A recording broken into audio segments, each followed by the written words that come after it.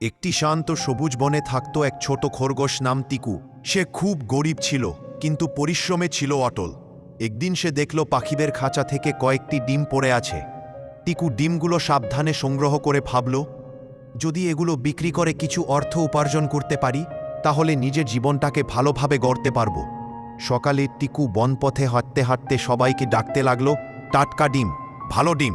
কেউ কেউ তাকে সন্দেহের চোখে দেখল, কেউ বলল কেবল একটা খরগোশ ডিম বিক্রি করে কি আদৌ কিছু করতে পারবে। কিন্তু টিকু কখনো থামল না। প্রতিদিন ধৈর্য নিয়ে হাসি মুখে সে ডিম বিক্রি করে চলল। দিনগুলো গড়াতে লাগল। টিকুর সৎ আচরণ, পরিশ্রম আর মিষ্টি কথা সবার হৃদয় জয় করে নিতে শুরু করল। এখন বনজুড়ে সবাই জানত টিকুর ডিম সেরা, আর তার মন আরও সেরা। অবশেষে সে যথেষ্ট অর্থ জমাতে পারল নিজের ছোট্ট ডিমের দোকান খুলতে। কাঠের সাজানো শেলফ, সুন্দর জুড়িতে সাজানো ডিম আর হাসি মুখের টিকু, সবাই আনন্দে তার দোকানের সামনে সারি দিত। টিকু বুঝল, জীবনে বড় হতে হলে বড় সুযোগ নয়, বরং বড় ধৈর্য আর পরিষ্কার মন প্রয়োজন।